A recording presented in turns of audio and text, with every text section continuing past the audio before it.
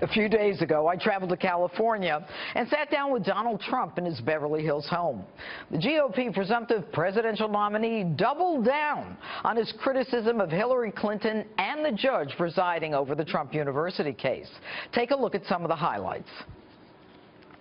You have been the most accessible candidate in history in terms of the press, and yet you believe that many of them are not treating you fairly. Are you now going to limit your accessibility? No. Look, I will say this. There are some that are really bad.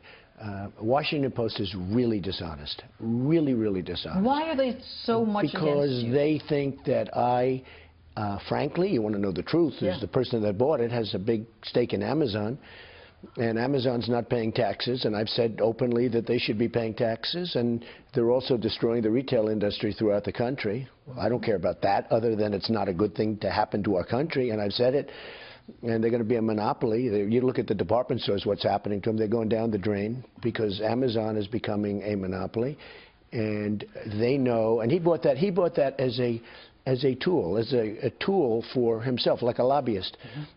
But the Washington Post has 22 reporters on me. There's never a good story. I mean, you know, I could win by the biggest margins in history, and they'll say Donald Trump should have done better. Well, they are a very dishonest group. New York Times is very dishonest. I mean, New York Times is a very dishonest newspaper. I would say the Washington Post is worse. But I'm not talking about they're unfair. I'm talking they're purely dishonest. Do you to me, ever think you can go like this and just say, I'm going to just... Yes, I do. When I'm wrong, I tell you, I can take criticism better than any human being. You can, and I want to talk about that. I was on an airplane with you, your plane. Okay. I'll bet it was 15 years ago. And you were sitting next to me, and you were reading, I think it was a New York Times magazine. I have a vivid recollection. And I had already read it. It was a story about you.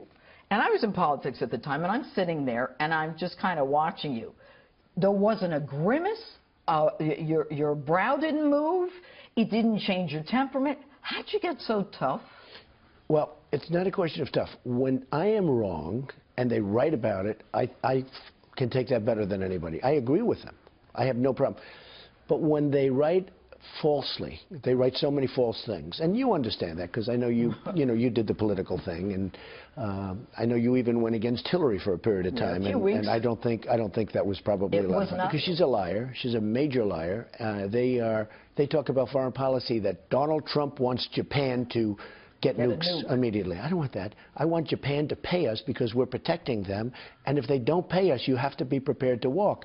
And if you walk, they're going to arm. Now, how they're going to arm, that's going to be up to them. But I never say Japan should nuke. Well, what Hillary is saying about you is that you're a loose cannon. The world order is going to change. You're a fraud. You're a scam. Is she picking up your way of handling campaigning? She's trying to. She's trying to. And she's trying to pick it up. But look, Hillary is incompetent.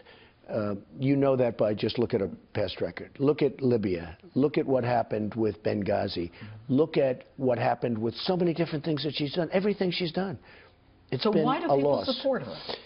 It's almost out of habit, if you ask me. It's almost out of habit. It's like, why do you keep eating popcorn when it doesn't taste good?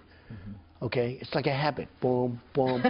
and the same thing with her. She's a habit. Okay. And you know what? It's time now. I think people are fed up with the Hillarys of the world. Trump University. Did you oversell that? Let me just tell you, it's just crazy what's going on. So we opened a school. We opened a school that was very successful, had a lot of students, and they did valuation reports after they left. And we have thousands and thousands of valuation reports. Everybody's saying it was great. They loved it. They loved it. I don't know if you ever heard this, but we have thousands of them. So why are you getting sued?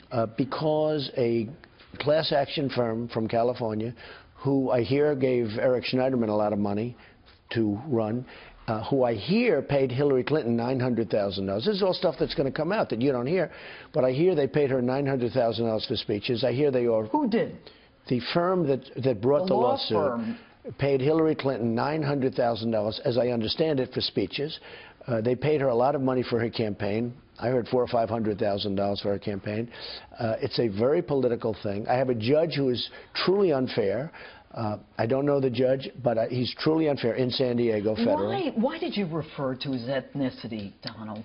Well, because his heritage is Mexican. So and because I want to build a wall. And I'm getting along great, I think, with Hispanics, but I want to build a wall. There are some people that don't like that. Some of the numbers don't indicate that. Do you think you have to dial it back? Look, I have to be what I have to be. I mean, I have to tell the truth. Let's talk about the most recent Quinnipiac poll. Your unfavorables around 50, her unfavorables about 50. Who has a better chance of flipping the haters? Do you have a better chance of flipping the Hillary haters to your side, or does she get a better chance of flipping your haters? I think I do, because people know that she's incompetent. People know that she can't do the job. They know one thing about me. I'm very competent. I can do the job. Look, I borrowed $1 million, and it's worth now $10 billion. Right. And I filed all of my documents. I filed with the federal elections, the biggest filing they've ever had. And it talks about this great company that I've built. I built a great company, very little debt, tremendous assets, tremendous. Can you make America great again? I can totally make America great again, and that's why I'm doing it. I mean, it's lovely to be with you, but I'd rather be with you without all the cameras. I mean, to be honest with you, it's doing this isn't fun.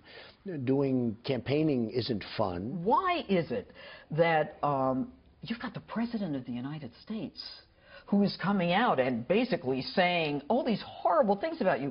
I've never seen that in history. I mean, this early on, where the guy is coming out and trashing you. Yeah. Why? Well, he's coming out. He's actually trying not to use my name because he's not supposed to. You know, he ought to really focus on his job, because he's doing a lousy job as president. And what he should do is focus on his job and find out, why are we losing so many jobs? You know, the number 5% is a total phony number. It's really 20% or close to 20% unemployment.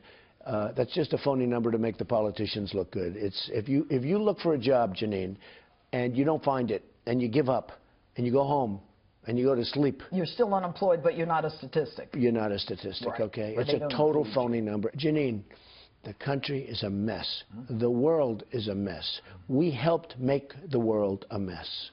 Going into Iraq was a disastrous decision, maybe the worst decision ever in the history of our country.